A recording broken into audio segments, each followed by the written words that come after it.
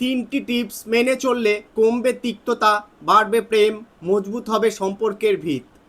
রোজকার ঝগড়া, অশান্তিতে অতিষ্ঠ হয়ে ওঠে জীবন। আর সেই মানুষটা যদি হয় আপনার প্রিয়জন, সঙ্গী বা আপনার স্বামী অথবা স্ত্রী, তাহলে তো আরও মুশকিল। তাই এই প্রতিবেদনে রইল এমন কিছু টিপস যা ঠিক মতো মেনে চললে কমবে সম্পর্কের তিক্ততা। সম্পর্ক কোনো দিন একভাবে চলে না, সে বন্ধুত্ব হোক বা প্রেম বা অন্য কোনো সম্পর্ক। ঠিক শাহরুখ খানের সিনেমার মতো কভি খুশি কভি গম। তবে আমরা সবাই চাই আমাদের সম্পর্কে কেবল ভালোটাই থাকুক, খারাপ সময় যেন না আসে। তাই অনেক ক্ষেত্রে খারাপ সময় এলে নড়ে যায় অনেক সম্পর্কের ভিত।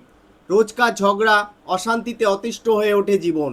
আর সেই মানুষটা যদি হয় আপনার প্রিয়জন, সঙ্গী বা আপনার স্ত্রী অথবা স্বামী, তাহলে তো আরও মুশকিল।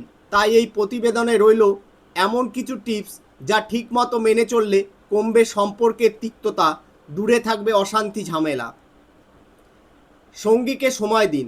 অনেক সময় অনেক সম্পর্ক নষ্ট হয়ে যাওয়ার মূলে থাকে একে অপরকে সময় না দেওয়া। তাই চেষ্টা করুন একে অপরের সঙ্গে আরও বেশি সময় কাটানোর। আপনাদের কাটানো ভালো সময় নিয়ে আলোচনা করুন, নিজেদের অনুভূতি প্রকাশ করুন।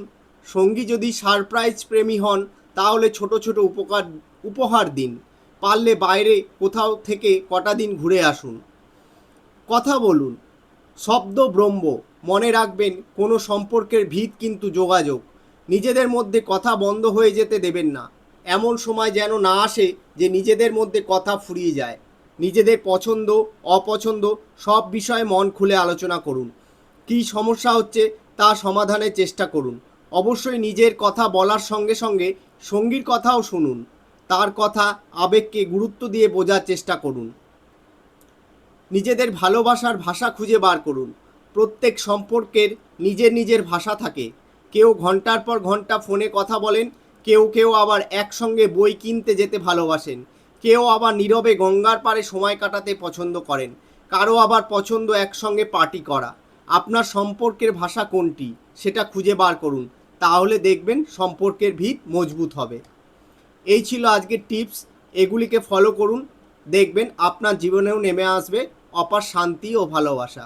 এই ধরনের টিপস এবং প্রতিবেদন ভালো লাগলে অবশ্যই আমাদের পাশে থাকবেন এবং আমাদের চ্যানেলটিকে সাবস্ক্রাইব করবেন।